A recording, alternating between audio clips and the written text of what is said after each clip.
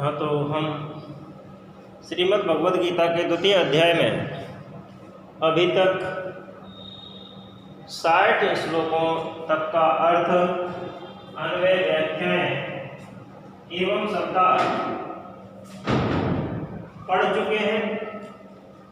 आज हम बात करेंगे श्लोक संख्या 61 एवं उससे आगे के श्लोकों के विषय में। तो भगवान श्री कृष्ण अर्जुन को किस प्रकार से उपदेश दे रहे हैं उस रण क्षेत्र में, युद्ध के मैदान में।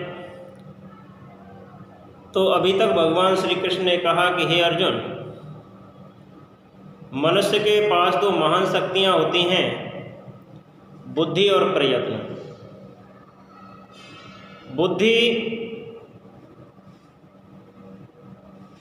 मनुष्य के निग्रह और साधनों के मार्ग को दिखाती है, अर्थात बुद्धि के द्वारा निग्रह और साधनों के मार्ग मिलते हैं, और प्रयत्न इन मार्गों पर चलने की शक्ति देता है। इंद्रियां जो बल लेकर चलती हैं, अर्थात इंद्रियों के बल को जानकर जो उन्हें श्रेष्ठ कर्मों में लगा देता है, वही श्रेष्ठ पुरुष है। क्योंकि इंद्रियां जिस कर्म में लग जाती हैं वह कर्म अधूरा नहीं रहता है। इंद्रियों का संयम होते ही बुद्धि इस प्रकार उठती है जैसे रात्रि का अंत होते ही सूर्य निकल आता है। तो अभी भगवान श्री कृष्ण उन्हीं इंद्रियों के विषय में स्थित प्रज्ञ की परिभाषा बताते हुए अर्जुन से कहते हैं कि हे अर्जुन, तानि सर्वाणि संयम में युक्त आसीत मत्परः वसे ही यस्य इंद्रियाणि तस्य प्रज्ञा प्रतिष्ठिता। तो अभी तक भगवान श्री कृष्ण अर्जुन को स्थित प्रज्ञ की कई परिभाषाएं बतला चुके हैं, और अब फिर से स्थित प्रज्ञ की परिभाषा बताते हुए स्थित प्रज्ञ के विषय में कहते हुए कि स्थिर बुद्धि किसकी हो सकती है। कहते हैं कि तानि सर्वाणि संयम में युक्त आसीत मत्परः बसे ही यस्य इंद्रियाणि तस्य प्रज्ञा प्रतिष्ठिता। तो इस श्लोक का अन्वय होगा कि तानि सर्वाणि संयम में मत्परः युक्त आसीत ही यस्य इंद्रियाणि बसे तस्य प्रज्ञा प्रतिष्ठिता। तो तानि माने उन, सर्वाणि माने सभी, संयम में माने रोककर, मत पर माने मेरे परायण हुआ, युक्त समाहित चित्त होकर आसीत स्थित हो जाए। तो भगवान श्री कृष्ण कहते हैं कि उन सभी इंद्रियों को बस में करके, संयम करके मेरे परायण होकर बैठ जा, मेरे समाहित चित्त होकर स्थित हो जा।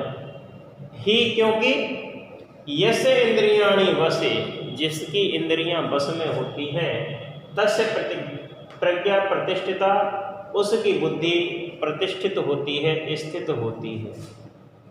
तो भगवान श्री कृष्ण ने अर्जुन से कहा कि हे अर्जुन, उन सभी इंद्रियों को, क्योंकि इंद्रियां क्या होती हैं? इंद्रियां मन को खींचती हैं, पुरुष को पछाड़ देती हैं। किस प्रकार? जैसे उद्दंड घोड़ा सारथी को घसीट कर गिरा देता है, वैसे ही इंद्रियां मनुष्य को पथ भ्रष्ट कर देती हैं, गिरा देती हैं। तब भगवान श्री कृष्ण कहते हैं कि हे अर्जुन, उन सभी इंद्रियों को बस में करके, उन सभी इंद्रियों को बस में करके योग युक्त हुआ मेरे परायण होकर बैठ जा। क्योंकि जिस पुरुष की इंद्रियां बस में होती हैं उसकी बुद्धि स्थिर होती है। तो इस श्लोक का प्रसंग क्या होगा कि स्थित प्रज्ञ के लिए इंद्रियों का संयम होना आवश्यक है। तो हम लिख सकते हैं कि स्थित प्रज्ञ के लिए या स्थित प्रज्ञता के लिए इंद्रियों का वश में होना आवश्यक है। और इसी तथ्य को भगवान श्री कृष्ण इस श्लोक के माध्यम से अर्जुन को समझा रहे हैं कि हे अर्जुन, अपनी इंद्रियों को बस में करके योग से युक्त हुआ मेरे परायण होकर बैठ जा, क्योंकि जिस पुरुष की इंद्रियां बस में होती हैं उसकी बुद्धि स्थित होती है, वह स्थित प्रज्ञ कहा जाता है। जब हम इसे विस्तार से कहेंगे, व्याख्या रूप में कहेंगे, तो हम कह सकते हैं कि संसार में समस्त प्राणी रहते हैं और जीते हैं, यानी कि जिनको जन्म मिला है वो इस संसार में रहते हुए अपना जीवन यापन करते हैं, परंतु इस संसार में रहना और जीना उन्हीं का सार्थक है जो यहाँ कुछ करके जाते हैं। जब मानव रूप मिला है, मनुष्य रूप मिला है, नर रूप मिला है, तो कुछ करना अवश्य है। उसी का जीना सार्थक है जो यहाँ कुछ करके जाता है। और कुछ करने में जो सहायक है वो इंद्रियां हैं, क्योंकि बिना इंद्रियों के कोई कार्य नहीं हो सकता। तो कुछ करने में सहायता कौन प्रदान करता है? इंद्रियां करती हैं। तो भगवान श्री कृष्ण कहते हैं कि बुद्धि को स्थिर करने के लिए 3 बातें ध्यान में रखो। बुद्धि को स्थिर रखने के लिए, बुद्धि को स्थिर करने के लिए 3 बातें महत्वपूर्ण हैं। पहला, सभी इंद्रियों को अपने बस में करना। दूसरा है युक्त होना, अपने कार्यों में लगे रहना। तीसरा है भगवत परायण होकर बैठ जाना, तेरा तुझको अर्पण क्या लागे बेगा। तो भगवत परायण होकर बैठ जाना चाहिए, भगवान की शरण में चले जाना चाहिए। इन 3 बातों से ही मनुष्य स्थिर बुद्धि हो सकता है, स्थित प्रज्ञ हो सकता है। जो इंद्रियां संयम में नहीं रहती हैं, दूर दूर भागती हैं, वो शुभ कर्मों का साथ ना देकर बाधा डालती हैं। अर्थात जो इंद्रियां बस में ही नहीं होंगी, दूर दूर भागेंगी, वो अच्छे कर्मों का साथ कभी नहीं देंगी, अपितु उन कर्मों में बाधा ही डालती हैं। क्योंकि प्राणी का जैसा ध्यान होता है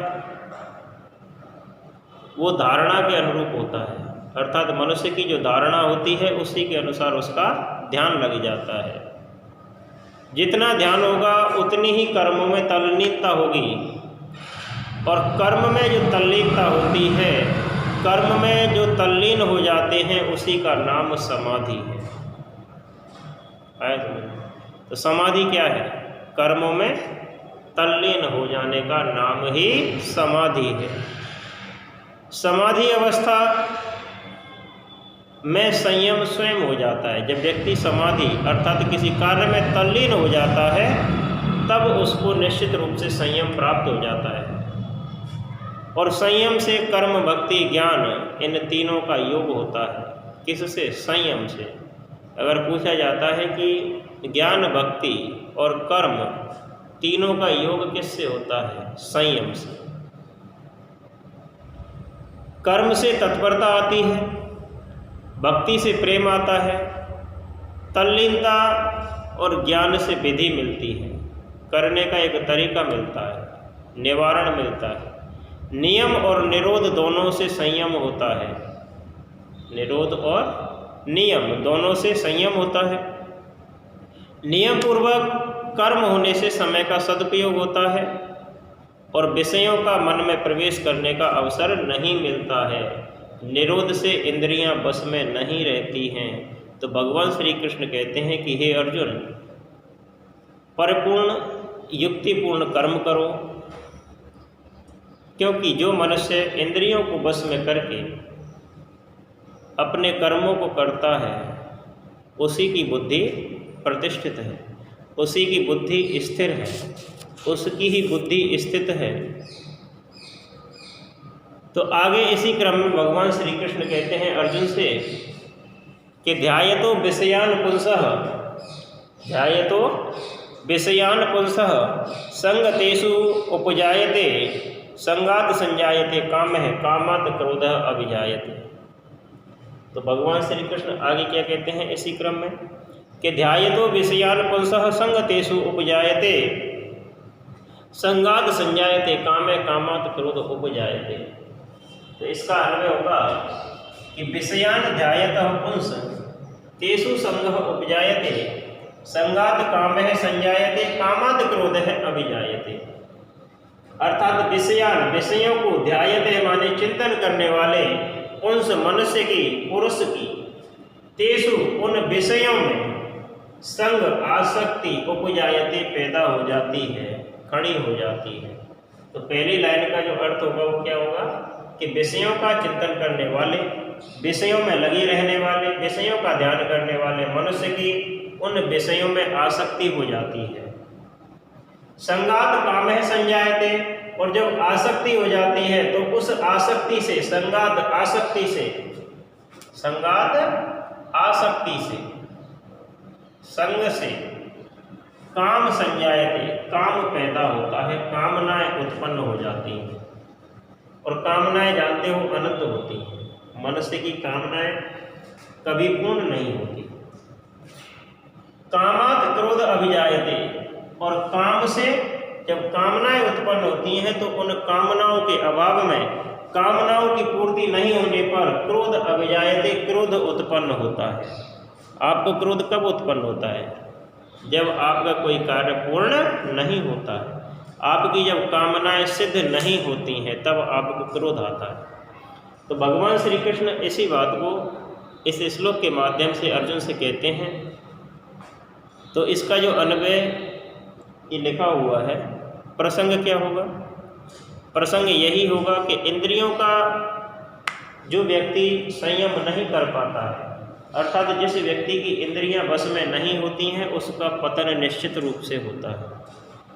क्रम पूर्वक तरीके से होता है, क्रमबद्ध रूप में होता है। इंद्रियों को वश में नहीं रखने वाला मनुष्य पतन को प्राप्त हो जाता है। किस प्रकार से प्राप्त हो जाता है कि विषयान ध्यायते पुंस तेषु संगोपजायते, विषयों का ध्यान रखने वाले, विषयों को वश में, विषयों को चिंतन करने वाले मनुष्य की उन विषयों में आसक्ति हो जाती है, इच्छा हो जाती है।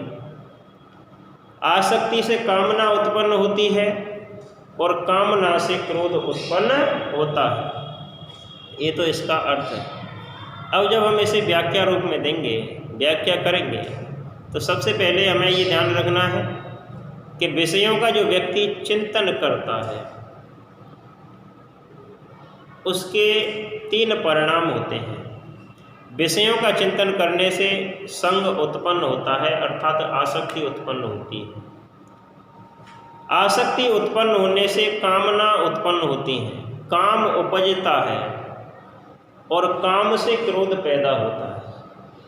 ये 3 बातें हमें लिखनी है कि जो व्यक्ति विषयों का चिंतन करता है तो विषयों का चिंतन करने से उसके 3 परिणाम होते हैं।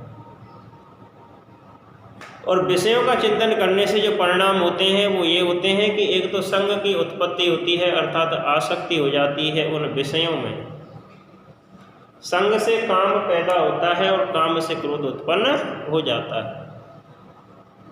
तो कहने का तात्पर्य यह है कि जिन व्यक्तियों का, जिन मनुष्यों का चित्त परमात्मा के भाव में ठहरता नहीं है, जिन मनुष्यों को परमात्मा में भाव नहीं होता है,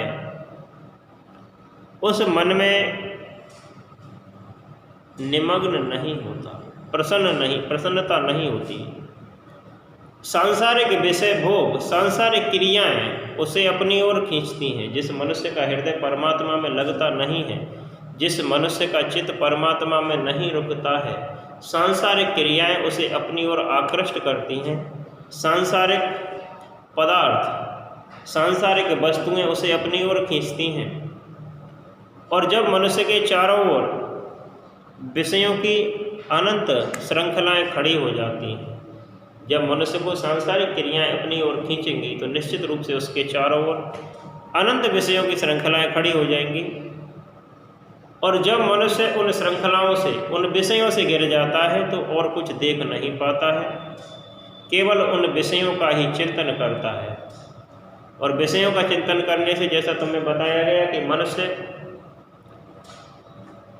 आसक्त हो जाता है, आसक्ति से काम उत्पन्न होता है और काम से क्रोध पैदा होता है।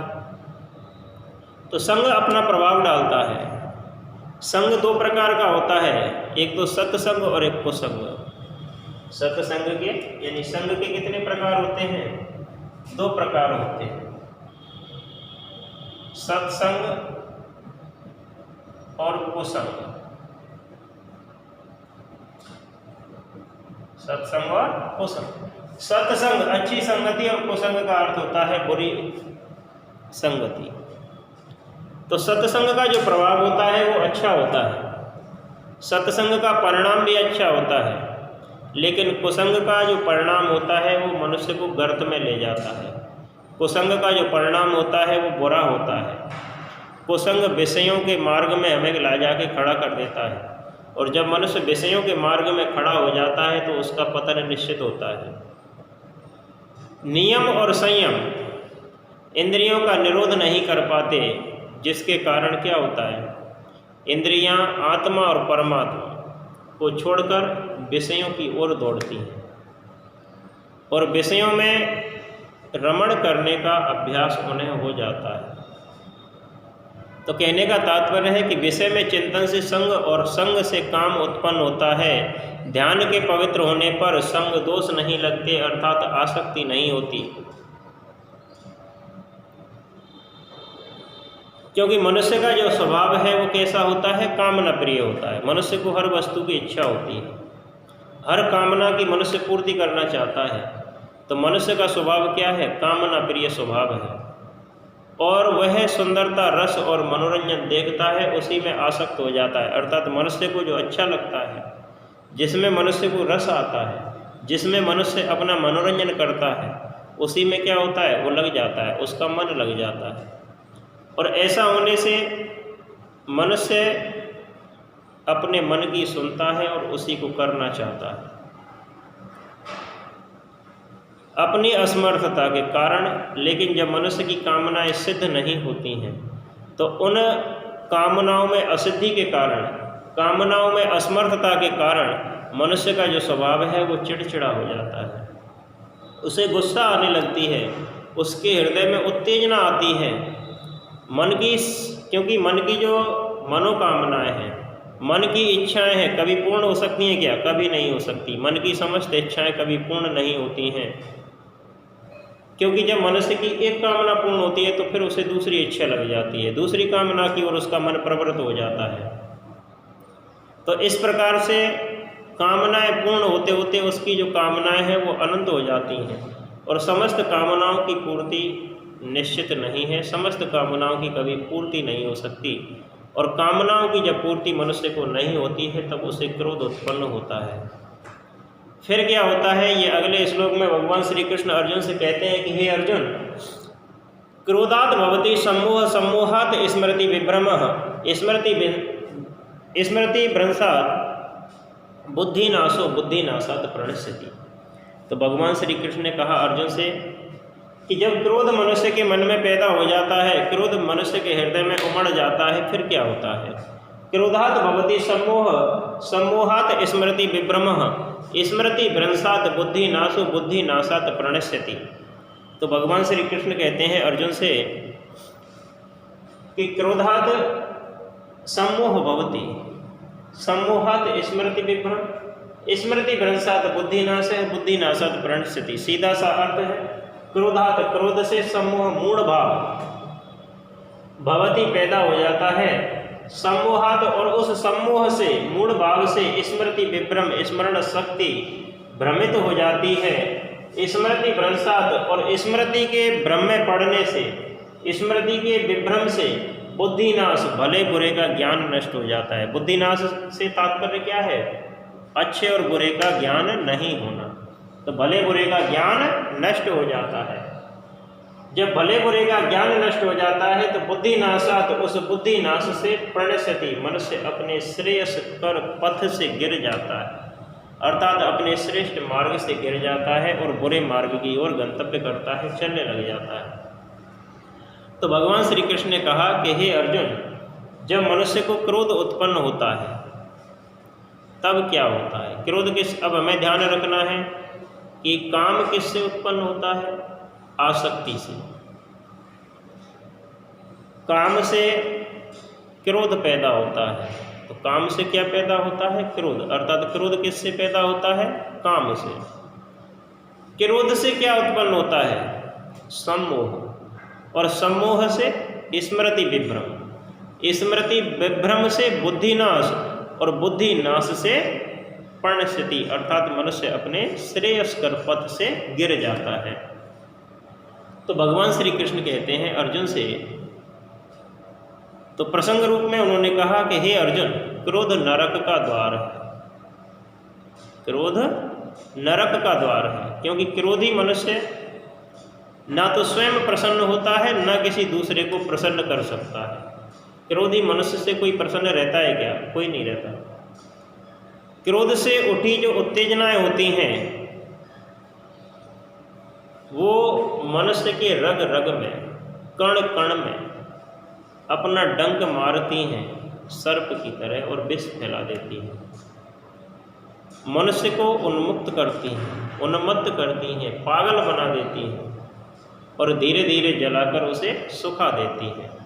तो कहने का तात्पर्य है कि हे अर्जुन, क्रोध नरक का द्वार है। क्रोधी मनुष्य ना तो स्वयं प्रसन्न रहता है, ना किसी को प्रसन्न रख पाता है।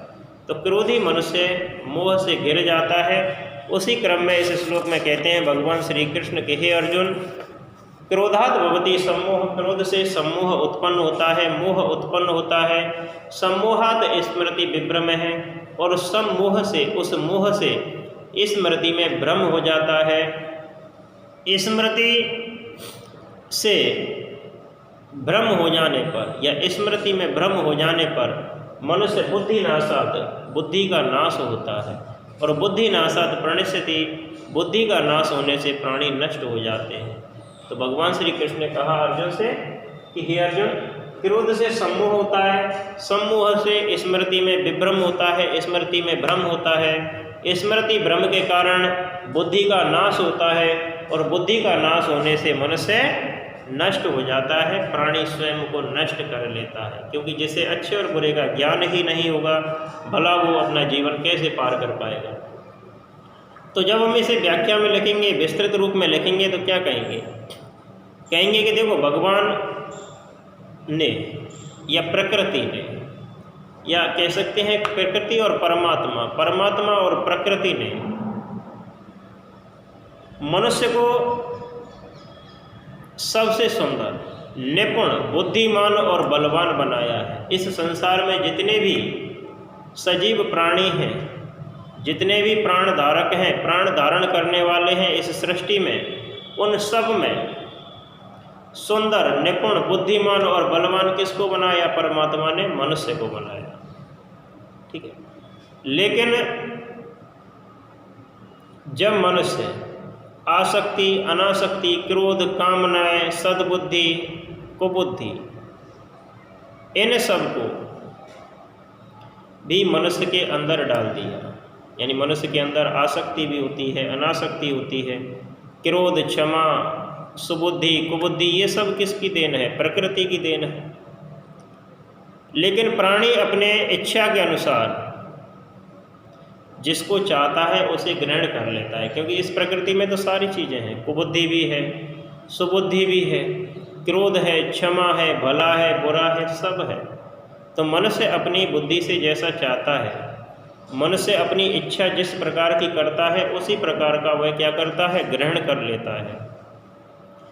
बुराई की ओर जाने वाला व्यक्ति उस तरह से होता है, जैसे कहते हैं ना, मुहावरा है हिंदी में, अपने पैर कुल्हाड़ी मारना। तो बुराई की ओर जो व्यक्ति जाता है वो अपने पैरों पर स्वयं कुल्हाड़ी मारता है, अर्थात अपना नुकसान स्वयं करता है। और परमात्मा द्वारा जो दिया हुआ है उसको नष्ट कर लेता है, क्योंकि क्रोध में व्यक्ति को विवेक नहीं रहता। क्रोध में मनुष्य किसको खो देता है? विवेक को खो देता है। विवेक नहीं रहता है, और जब विवेक नहीं रहता है तो उसे सम्मोह उत्पन्न हो जाता है। सम्मोह के कारण फिर मनुष्य भूला हुआ सा रहता है, इस संसार में एक तरह से खो जाता है, उसे किसी दूसरे का ध्यान नहीं होता, ममता, मोह, अहंकार आदि क्रियाओं में डूब जाता है। उसे अपने कर्तव्य और अकर्तव्य का ज्ञान नहीं होता कि मुझे क्या करना चाहिए और क्या नहीं करना चाहिए। फिर मनुष्य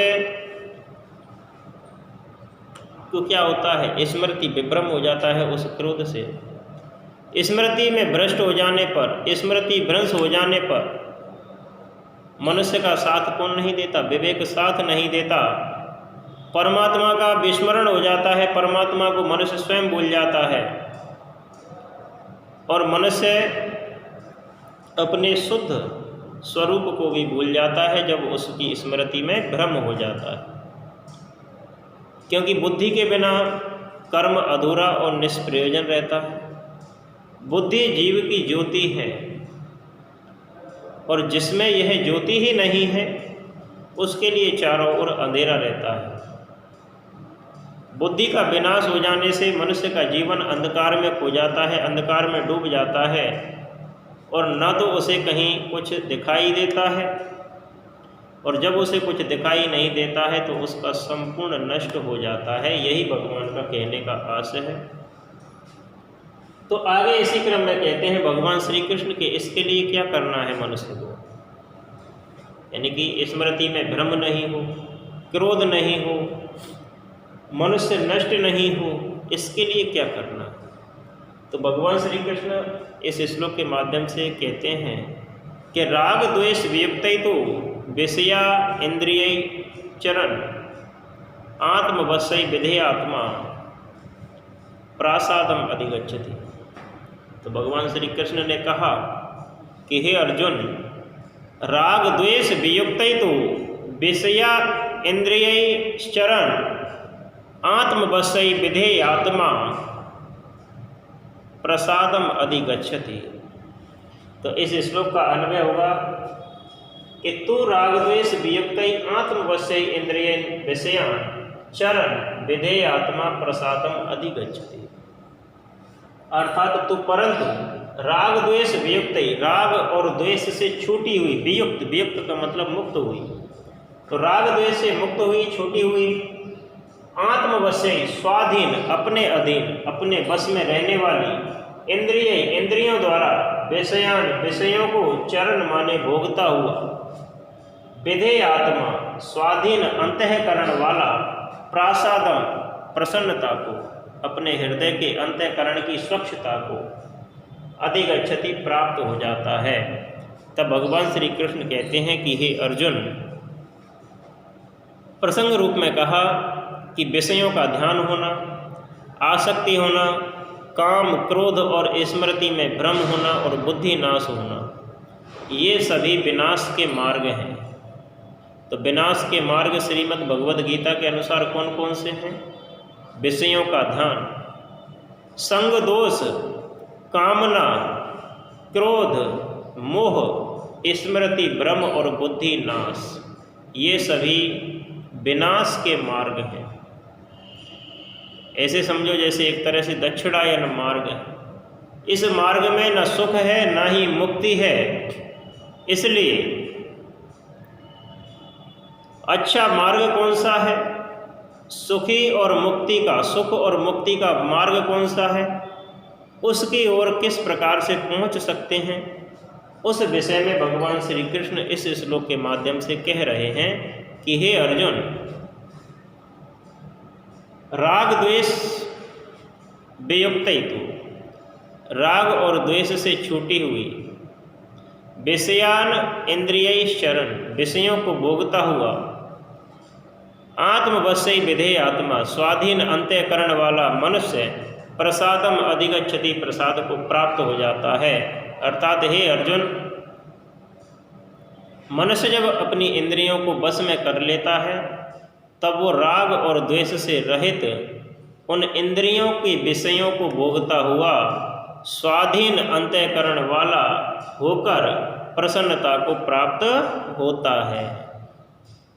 जब हम इसे विस्तार से लिखेंगे, व्याख्या रूप में लिखेंगे, तो हमें क्या लिखना है कि जिस मनुष्य का विषयों में ध्यान नहीं होता है, अर्थात जो मनुष्य विषयों का ध्यान छोड़ देते हैं, बुरी संगति से दूर रहते हैं, उन महापुरुषों का जीवन निर्मल, अनासक्त, उदार, स्पष्ट और खुला हुआ होता है। अर्थात विषयों का ध्यान छोड़ने वाले, विषयों में आसक्त नहीं होने वाले, कुसंगति से दूर रहने वाले महान लोगों का जीवन निर्मल होता है, अनासक्त होता है, उदार, स्पष्ट और खुला हुआ होता है। ऐसे मनुष्य हमेशा प्रसन्न रहते हैं, अपने आप में ही तृप्त रहते हैं और परमात्मा उन्हें प्रसाद देता है। प्रसाद से तात्पर्य है प्रसन्नता उन्हें प्राप्त होती है। तब इस श्लोक के माध्यम से कहते हैं श्री कृष्ण के प्रसन्नता पाने के 3 साधन हैं। अब हमें ध्यान रखना है कि प्रसन्नता के कितने साधन हैं। तो प्रसन्नता प्राप्त करने के प्रसन्नता प्राप्ति हेतु 3 साधन श्रीमद् भगवद गीता में श्री कृष्ण द्वारा कहे गए। पहला है इंद्रियों को अपने बस में रखना, क्योंकि जिस मनुष्य की इंद्रियां बस में होंगी वह स्वयं संतुष्ट होगा, स्वयं प्रसन्न होगा। दूसरा है राग द्वेष रहित होकर विषयों को भोगना। जो विषय हैं, जो आसक्तियां हैं, उनमें राग और द्वेष की भावना नहीं होनी चाहिए। और तीसरा है अंतःकरण को स्वाधीन रखना, अर्थात अपने आप पर पूर्ण नियंत्रण होना, अपने बस में होना। ये 3 कारण हैं, ये 3 साधन हैं जिनसे मनुष्य प्रसन्नता को प्राप्त कर पाता है। तो भगवान श्री कृष्ण कहते हैं कि अर्जुन, इंद्रियां विषयों के पीछे दौड़ने वाली होती हैं, क्योंकि इंद्रियां प्रत्येक दिन नित्य नए नए भोगों की इच्छाएं करती हैं, और जब उन्हें भोग की प्राप्ति नहीं होती तब वो छटपटाने लगती हैं। और इस आसक्ति से जो मनुष्य होता है वो रात दिन व्याकुल रहता है, रात दिन परेशान रहता है। संसार के जिन पदार्थों में और विषयों में इंद्रियां उलझ जाती हैं, उनमें सुख को समझना अज्ञानता है। अब अज्ञानता क्या है? संसार के जिन पदार्थ और विषयों में इंद्रियां उलझती हैं, उनमें सुख समझना ही अज्ञानता है। क्योंकि जब तक प्राणी इंद्रियों के अधीन रहता है, आसक्ति से नहीं छूटता और उसका जीवन तुच्छ, नाशवान और मिथ्या दुखों से बंधा रहता है, मिथ्या दुखों से बंधा रहता है। तो भगवान श्री कृष्ण कहते हैं अर्जुन से कि हे अर्जुन, जहाँ राग है वहाँ त्याग नहीं होता, और जहाँ द्वेष है वहाँ प्रेम नहीं होता। त्याग से राग का और प्रेम से द्वेष का अंत हो जाने पर इंद्रियों का निग्रह होता है, और संपूर्ण दोषों का जन्म राग और द्वेष से ही होता है, और संपूर्ण श्रेय के जो कर्म हैं वो त्याग और प्रेम से होते हैं। तो भगवान श्री कृष्ण कहते हैं कि हे अर्जुन, भोगों में आसक्ति से दुख उत्पन्न होता है। जब मनुष्य की इंद्रियां भोगों में रमण करती हैं तब उन्हें दुख होता है। निष्प्रय होकर, बिना इच्छा वाले होकर भोग भोगने से इंद्रियां पवित्र और आत्म सुखी रहती हैं, आत्ममुखी रहती हैं, और इसी का नाम है भोग और योग। यानी कि इसका नाम क्या है? भोग में योग की प्राप्ति होना। तो भगवान श्री कृष्ण कहते हैं कि इंद्रियों से राग द्वेष से, राग और द्वेष का जो अंत है वो बहुत कठिन होता है। जब मनुष्य राग और द्वेष से रहित हो जाता है तब उसे निश्चित रूप से इंद्रियों पर नियंत्रण हो जाता है, और इंद्रियों का नियंत्रण होने से, इंद्रिय निग्रह होने से मनुष्य को प्रसन्नता प्राप्त होती है। इस प्रकार से कहते हुए भगवान श्री कृष्ण कहते हैं कि आत्मा और परमात्मा की देन दया और कृपा को प्रसाद कहते हैं। यानी प्रसाद किसे कहा गया है? श्रीमद् भगवद गीता के अनुसार तो हमें नोट करना है कि आत्मा और परमात्मा की देन, दया और कृपा को भी प्रसाद कहा गया है। किसी से राग द्वेष नहीं करने वाले, आवश्यकता की पूर्ति के लिए संयम से भोग भोगने वाले को प्रसाद मिलता है। तो प्रसाद की प्राप्ति किसे होती है? जो व्यक्ति किसी से न राग, जिसको न किसी से राग होता है न द्वेष होता है। आवश्यकता की पूर्ति के लिए जो व्यक्ति संयम से भोगों को भोगने वाला होता है उसे प्रसाद मिलता है, और प्रसाद जब मिलता है तो मनुष्य अपने संपूर्ण दुखों को दूर करने की शक्ति प्राप्त कर लेता है। इसी प्रकार से कहते हुए भगवान श्री कृष्ण ने फिर आगे कहा, भगवान श्री कृष्ण ने अर्जुन से कि हे अर्जुन, जो व्यक्ति प्रसन्नचित्त होगा वो स्थित प्रज्ञ हो जाता है। तो इसके विषय में अगले श्लोक में चर्चा करेंगे। धन्यवाद।